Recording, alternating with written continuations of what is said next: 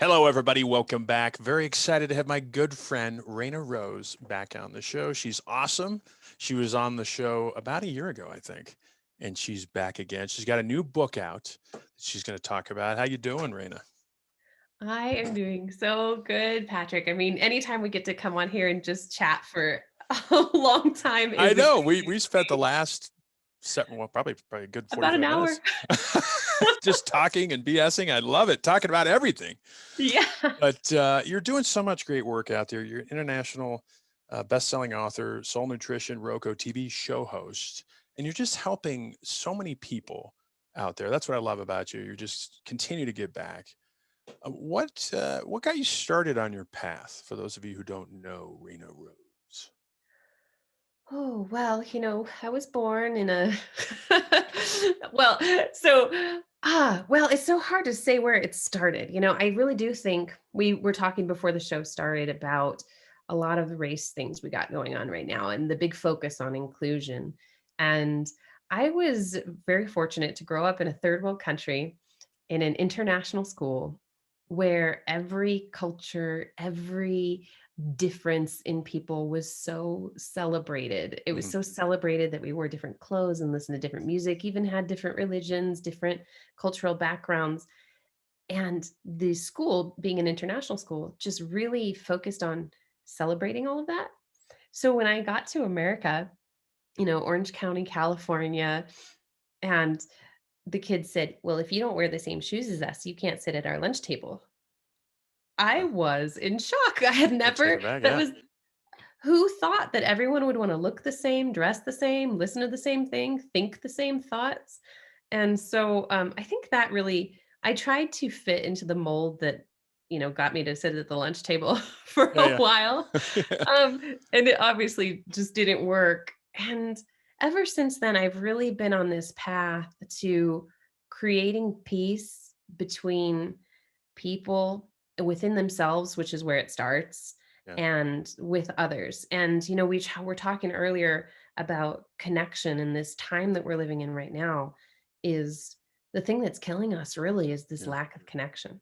Yeah. And what I try to bring to everyone that I bring on my show or write a book for, or I'm going to create a course on the book because people are like, well, what's next? Yeah. And I try to bring them into this place where you're connecting with your creator, whatever I call it God, Jesus, someone might call it something different. Connecting with your creator, connecting with yourself, really knowing thyself. And then you're connecting with others and you're having empathy for where they are, their own perspectives, and being a safe place for them to speak with you about the good, bad, and the ugly. And when we have this kind of connection, this is where we feel secure, joyful, and we're not in this, the time that we're living in right now is isolation and fear. Yeah. It's just, and we were talking about son. I love what you just said. I mean, because you're right on the money. I mean, what advice would you give, Raina, to the people out there that are listening who are isolated and alone and that are really, really struggling? Because yeah, I mean, it's one thing that we were talking about. All right, you can't go, you know, out to eat. It's an inconvenience. But there's a lot of people out there that are just struggling just to make sense of all this, and they're just depressed. Maybe they're alone, Mhm. isolated. What advice would you give people out there to kind of help them, to have some hope or become more positive? I mean, because this is very tough. I mean, that's an understatement with a lot of people. Definitely. And the ironic thing is the first step is spending downtime by yourself. Yeah. um, I love so that. see, the Yeah. thing is, Yeah. right, we're alone, but we are absorbed in our phones. We are, vegging out on a Netflix binge or just anything to distract ourselves from the feelings that we're having.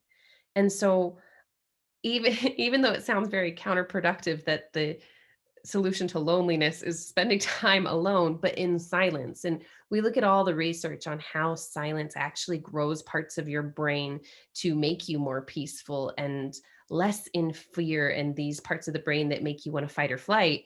It brings you into this homeostasis when we intentionally sit in silence. And so I encourage people to grab a journal for several reasons. If you are privileged enough to live somewhere in nature, I like to go out into the woods when I'm in the mountains, go sit on a rock. And if I'm at home, though, sometimes I will just sensory deprive and even go into a closet and just be out Oh, of all sensory. I love it. Yeah, no, I love that idea. I mean, that's a Yeah. great idea. And because there's so many distractions. And so I encourage people, like, when you go out on that rock, bring your journal, and when all the minutia of the day, all the usual distractions start popping up in your head, write it down if you're afraid you're going to forget it. And then allow the silence to go deeper. And then sometimes nothing happens. And I also personally, I like to pray. Like I said, I say God.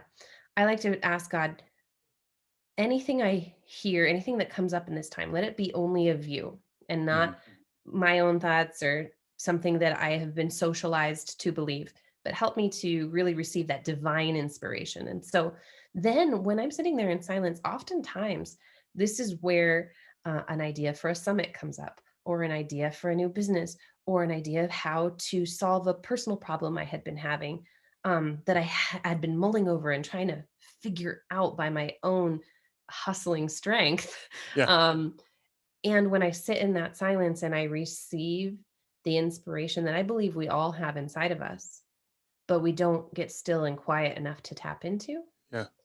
that's when I also realize, I need to call this friend and have a conversation, because that's what's actually going to nourish my soul.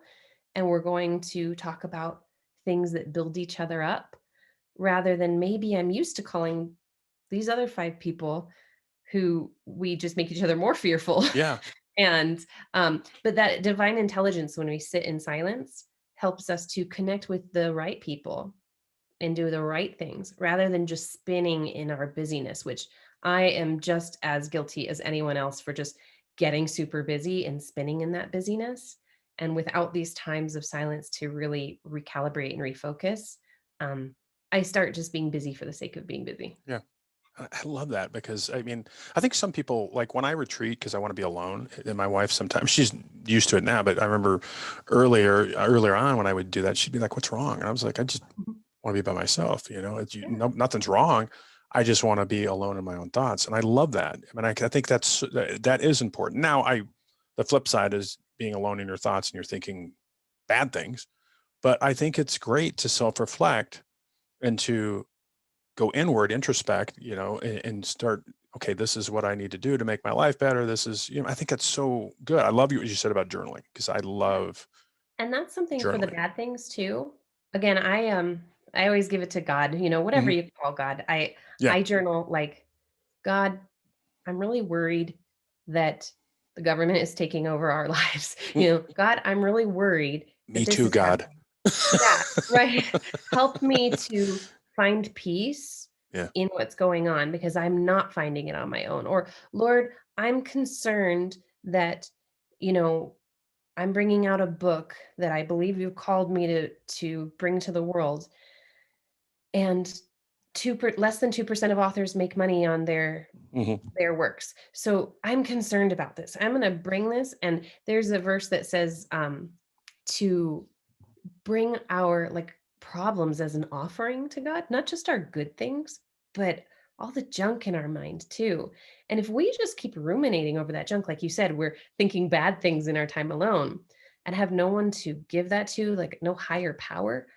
Yeah, it could possibly eat us alive. And Yeah. so that's where I really, I use that journal and say, like, and even for those who aren't spiritual and you want some sort of relationship with a creator, you can even say, God, I don't know if I believe in you, Yeah.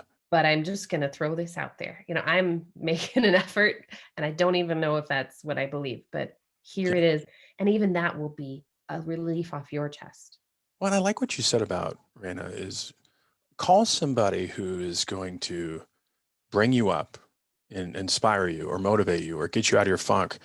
Don't call, and I'm guilty of this. Don't just call somebody up to just relish in the negativity or the toxicity or whatever you want to call it. And a lot of people fall in that trap. I have done that a lot in the past. I don't do it a lot anymore. If I'm bummed out, I'm going to call, hey, Raina, bring me up. I need to talk to you because you're just that type of soul. But so many people do the opposite. Like you said, hey, misery loves company. I'm going to call and bitch to you Yeah. and complain, and my life sucks. And oh, mine does too. And it's just And it counter. almost becomes a competition Yeah, sometimes. it's like, we all know those people. I mean, I got family members, God bless them, that they're just the perpetual victim.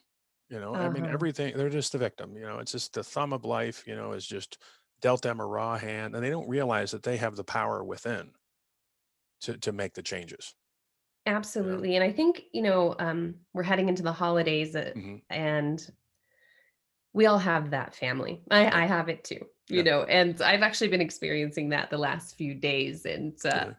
I there's two ways to approach it, right? There's asking questions, and true questions, not questions that you're trying to, back someone into a corner. But the other day I everyone was complaining about something, and I said, "So what's been your favorite part of the week so far?" And they knew it was a subject change, but Yeah. they all came up with something that was really positive that they liked.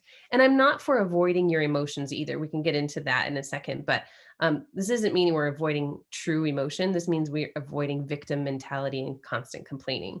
Another thing, that we were watching a movie just last night, actually, and um, they were complaining about, oh, it was Hallmark and the trees didn't look perfect and this person's hair wasn't. And I just, really loudly went, they all suck, And,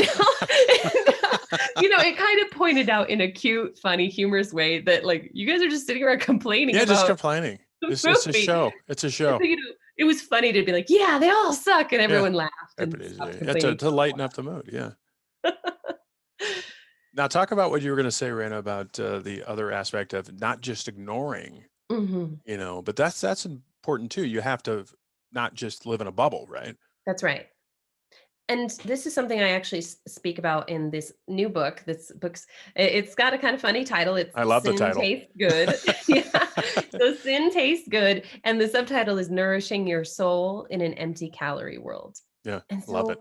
I speak about, I used to be that person who just, I had this group called the Happy Women's Society where we only talked about positive things. And I had a positive mantra for just about anything, and just like Pinterest level cliche positivity for even the most genuine of woes, right? I could Yeah, not mourn with those who mourn. And that all changed when my 24-year-old brother died in a motorcycle accident yeah. 4 hours after we had been having brunch together. Hmm. And he was my best friend. We grew up in that school in the third world country together. I joked sometimes, when we were growing up, we were each other's best friends because we were each other's only friends most of the Yeah, time. And he was really my person who you could send any stupid text to all day and they're never going to get annoyed with you. You can just call them up, say something silly, and hang up. That he was my person. He was gone. yeah, And I all of that positivity that was always just above the surface was gone. And the people who knew me as the happiest girl they'd ever known suddenly saw this zombie shell of a human that they didn't recognize. And they were scared because they looked to me for that positivity all the time. And however, as I began to pull out of that, one of the girls from that Happy Women's Society, she told me, this was the first time I ever saw you as human, and the first time I was ever comfortable telling you some of my problems. wow. Mhm. Because you were always positivity, positive, positive, positive, and probably, I'm assuming, you tell me if I'm wrong, some of that came off as not genuine. Definitely, a little bit not genuine, but also that if you came to me with a true hurt, I was just gonna give you a positive mantra and Yeah, send you on your way. instead of just getting deeper and actually, being truly sorry in the moment. You know what I mean? Does Mhm. that make sense? Right, right. It's one thing if you're rehashing something that happened 20 years ago and 5 years ago, but like in a present moment, something that you're going through, Yeah. you need to feel that completely, because the thing is, if we don't feel our emotions wholeheartedly and preferably there in the moment, we are going to drag that experience with us into everything we do moving forward. You've maybe heard that analogy of, you have a backpack, and when you have these negative Yeah. emotions and feelings that you haven't dealt with and unpacked, you start loading that backpack down with rocks, and more rocks and more rocks. And suddenly you're trying to climb the mountain of your life with a backpack full of boulders Yeah. and wondering why it's so hard. And one of the things that I practice and I recommend to those who um, want to bring this into their practice of life is fasting. And some people do intermittent fasting. I like the kind of fasting that's for a couple of days because first of all, I don't really get hungry anymore. I unintentionally fasted for a month after my brother died. I just Wow. couldn't eat Yeah. food. It made me want to throw up. And so, but what I do is I fast for maybe 3 days. And I'll notice a lot of times I go to the cupboard and I open up the doors or open up the refrigerator doors and I'm not hungry. And I stare into the abyss of food. And I have eventually learned to ask myself, what am I trying not to feel? What am I trying to stuff with food right now? But I know I can't eat. So I can't do that automatic response of just have a feeling, shove some food down my throat, have a feeling, smoke a cigarette, have a feeling, get a drink, whatever our go shopping, whatever our Hmm. vice of choice is. Um, I stare into that refrigerator and I think, okay, I'm feeling insecure right now. What am I feeling insecure about? Close the refrigerator, maybe go to Yeah. my journal, maybe go to my rock. And okay, this is what I'm dealing with. I'm dealing with insecurity. And what's making me feel insecure is I haven't had a quote unquote real job for 2 years. Okay, the I'm feeling insecure because the crowds I used to run in, we have corporate level jobs and this is how people seem successful. You can say your titles to people. Okay. And then I start going through that. Is that what I believe? Or am I doing this path because this is what I feel called to and I'm serving people and helping them on a deeper level than serving a corporation?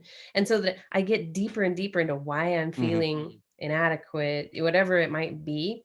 Or if I'm feeling jealous or I'm feeling whatever the feeling is, instead of avoiding it, getting deep down into it, staring that feeling in the face, Yeah. and then acknowledging it, dealing with it, and then choosing, okay, well, you know what? I'm going to move forward in confidence because I have chosen to serve people. I have chosen to do something different. I have chosen to a different path, and that path less traveled is where all the joy is. Yeah. And, coming out of that feeling, but I had to face it because what we resist persists and it will just keep following us with this nudge of insecurity if we never really stare that demon down. Yeah. Oh, I love it. I mean, what you talk to, I mean, you help just tons of people out there right now. I mean, what are some of the common themes that you hear that keep coming up that people struggle with? I mean, maybe it's a broad question, but I'll throw it out there anyway. I mean, is there any kind of reoccurring same themes up? Okay, well, I've heard this a lot before that you hear from people that are struggling with a variety of issues.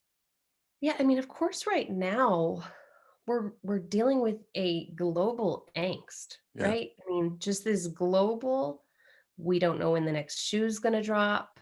Um, People are worrying about what's going to happen to the economy, what's going to happen to the real estate market, and so these are all things outside of ourselves. However, they're still important. So I'm not one of those like spiritual teachers who says, money's not important or it is important. It's very important. Very important. And usually the And people that say money is not important are the people that don't have any money. exactly, exactly. Right. And it's definitely like it's not something that's going to feed your soul. However, be to me, being able to sponsor my orphanages feeds my Yeah, soul, and that takes money, you of know? course it And does. having a roof over my head, having a nice car to drive, I like all those things. Now, will I live without all those? Can I still be content and happy if I don't have them? Sure. I think that's important too. Can we be content without it? That's important because But I, then we don't worship our money and we make our money work for us rather than us always working for the money. but I get so tired, and you're exactly right. I mean, you've probably heard it before. Is you know, a lot of people, money is the root of all evil, and it's not, money's a tool. So, I That's mean, right. if you were an evil or a bad person, the money's just going to amplify that. If you, in my opinion, if you are a good Mhm. person, you I've believe in always thought that too. philanthropy and giving back, it's going to amplify that. So I just don't, and there's a lot of people, oh, money, and there's not enough to go. There's more than enough to go around. There is, and Absolutely. there's a bunch of abundance out there, but as you tell people probably, I know you do. I mean, there's just like this scarcity mindset that is pervasive in our society. Not with Oh, everybody, but it's I just get affected crazy. by it from time to time too. Yeah, You well, know, yeah, it's it I'm not immune to it. I'll tell you that much. You know, sometimes again, I live in LA half the time. I see these houses going for, 2 bedrooms, 1 bath for yeah. 1.5 million, and I'm thinking, this can't last. I'm not going to buy that. But So I mean, I definitely, but I guess it's but about the attitude, the with attitude, exactly. money. And I'm not sure if you caught it, but I have this wonderful episode with Rabbi Daniel Lapin. He wrote the book Thou Shalt Prosper. And he is this rabbi who teaches all the Jewish principles that if we look out throughout history, and this isn't racist, this is just we can look throughout history and look at the numbers, the Jewish people have thrived more than other cultures wherever they are in the world throughout all of history. I think right now the Jewish people make up less than 2% of the population, and they make up 20% of the Forbes top 40 Yeah, list. and why is So, that? what's that? Right, and why is that? Because they're doing smart things with their money. They're not They are. And exactly. he talks about money not being evil at all. The love of money, yeah. But money, and he talks about is a spiritual thing. Yeah, And he said, if your dog can't understand this transaction, it's because it's spiritual. The dog can understand when you're sitting and eating some food. Like, okay, I need to get the dog has to do that too. But when you're exchanging money for a service or money for a product, that's something, and he talks about it being spiritual, that you are exchanging this what you worked for what they're working for. yeah, And I've even heard it called the best of what humanity has to offer because you only pay for something that is going to benefit your life in some way. And so yeah, you will pay money to benefit you because it's the best that that person has to offer you. When I offer a service, I do my best to make sure, like this course, people want me to do a course.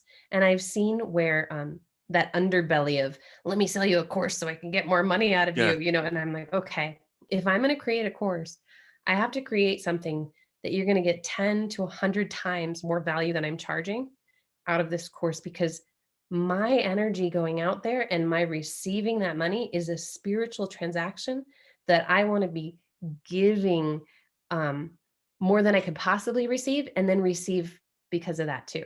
yeah. It just amazes me. I wish our school system would teach people. Yes. Don't even get me started, but I don't know why I brought it. But I wish they Oh, would teach our kids, basic money management, finance, stuff like that. And, because it's just, again, there's just, I think that a lot of people view money as evil, rich people as evil, people with money as evil. And I think, again, like you said, you have a foundation. I mean, it takes money and you're giving back. And mm, I think, and you see it now, I think more than ever. I mean, I think in years past where there's such a divide between the have and have nots, and it's, mm, well, it's money's the problem. The rich people are all they're the cause of everything. I mean, come on. It's just that attitude. You know what I mean? It's like law of attraction. If you think that there's scarcity and if you think there's not enough money to go around, then how do you expect money to flow to you? You got to put in the work. But if I look at you and say, well, Reina, you're successful, financially successful, you have that and I don't because you're successful. I just don't, I've never bought into that, but a lot of people do, unfortunately. I love teaching business classes to my orphans in Russia. And one of the things I really do believe that at some point everybody should be broke just so that they can, first of Yeah, all, know absolutely. that they, could start from nothing and do it again. So you're not worried about money, right? Also, you can relate to and teach people so much better. When I'm speaking to my Russian orphans and I can say, hey, I lived in state housing and I was working like 4 jobs and still living in state housing when they're in state housing, I'm not just some rich American that flies around on private jets and comes and tells them that they can be anything they want to be, like You've some lived it. trust fund. Yeah. You've lived Right. it. I'm like, granted, my state housing was a lot nicer than theirs in their country, but I can at least say, I came from nothing and I was able to do this. And I think, we talk about again this global angst that's happening right now. What's in the law of attraction? Now, when we talk law of attraction, we're talking about being at vibrations, right? We Hmm. want to be at a joyful vibration. We want to be at a vibration of gratitude.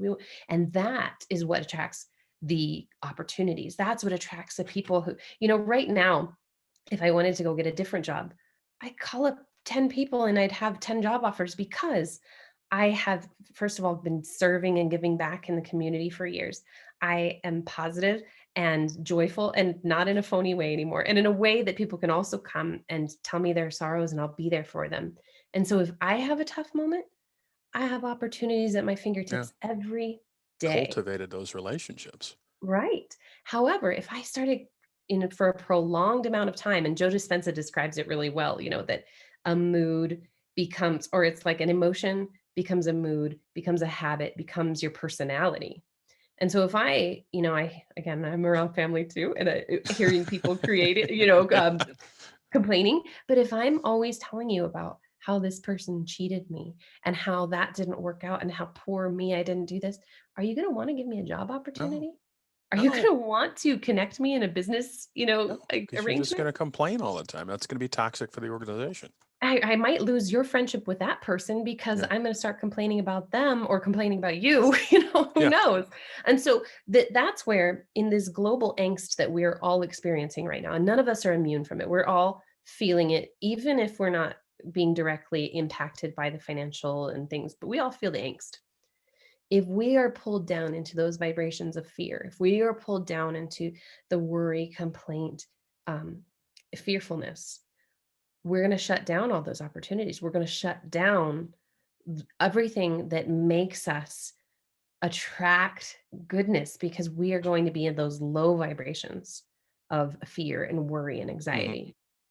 I still believe, and maybe you do, Raina, that even in times like this, there's tremendous growth, opportunities Mhm. for personal growth, for networking. Just because we're Yes, being told we got to stay home doesn't mean that there's not opportunities to keep self improving.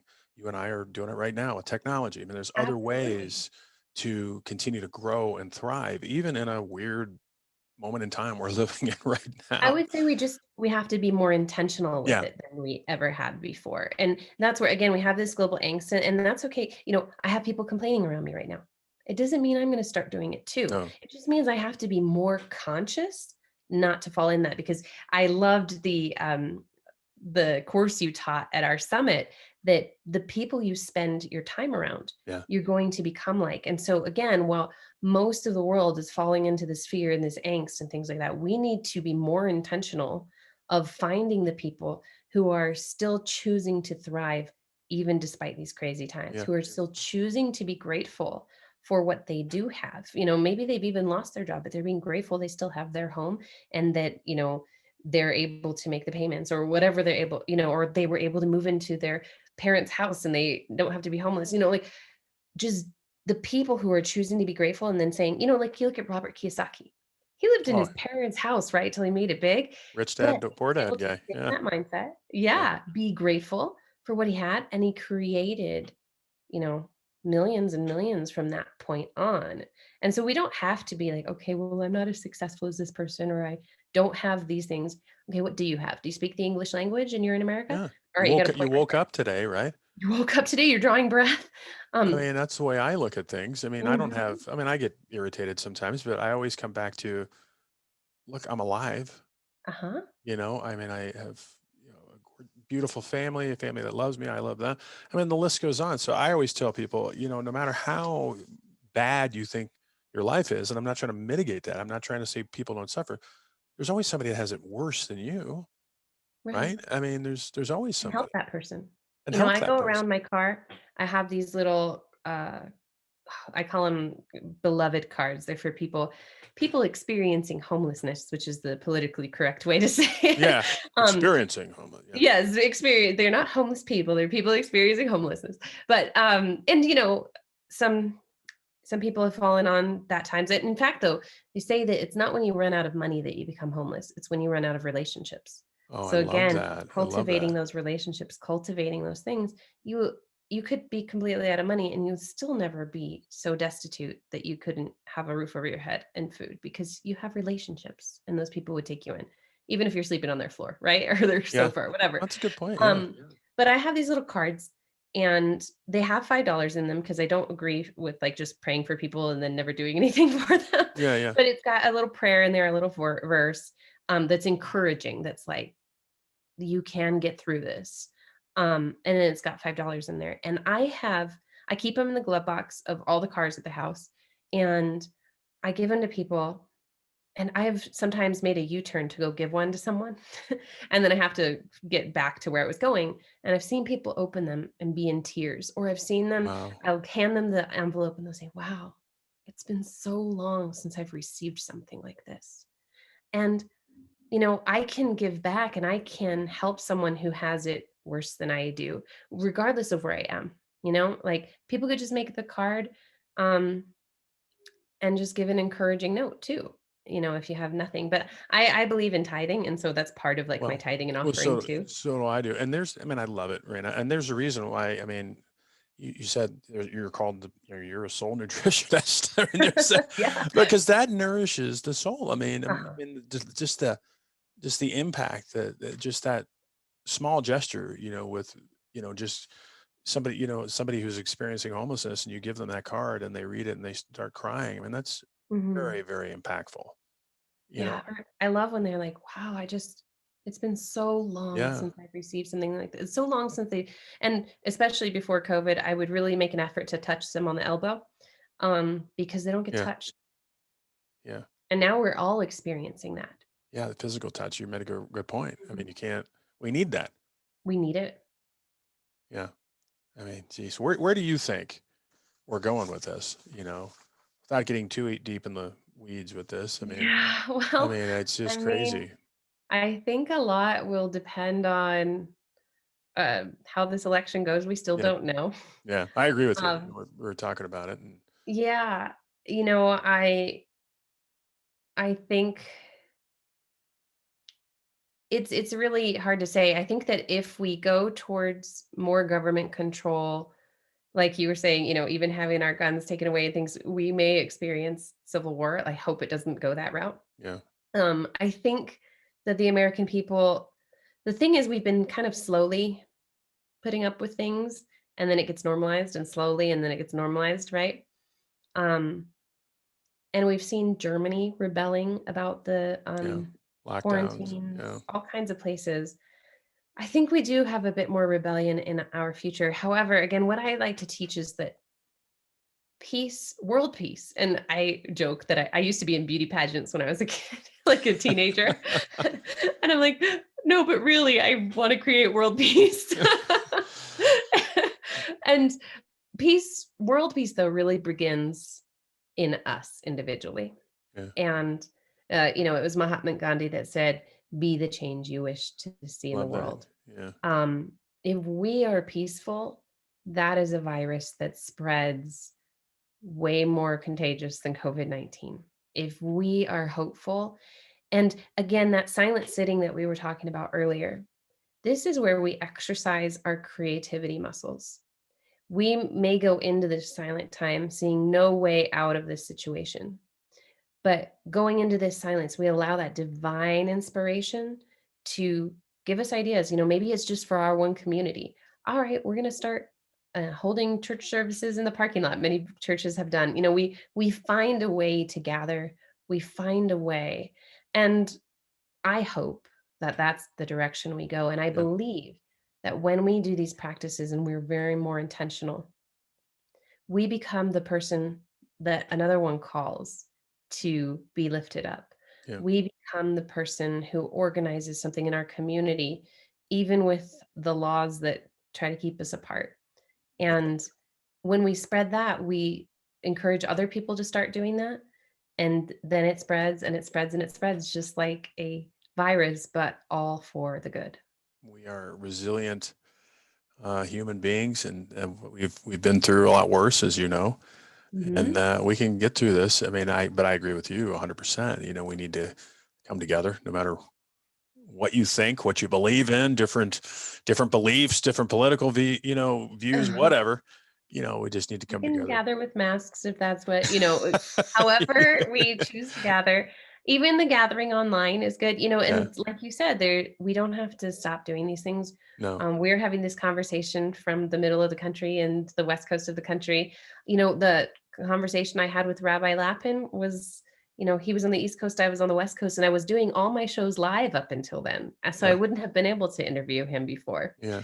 So there's a lot of opportunity. And when we can get in gratitude with our eyes open to what's happening, not be naive and stick our heads in the sand and just like I used to do, where I just, oh, we'll be positive until, things completely break. Not like that, Yeah. but lifting each other up, coming up with ideas, connecting with one another, whether that's in person or online, and connecting with our source, with God, if you will, and connecting in ourself and acknowledging the feelings we're experiencing and the feelings we'd like to experience.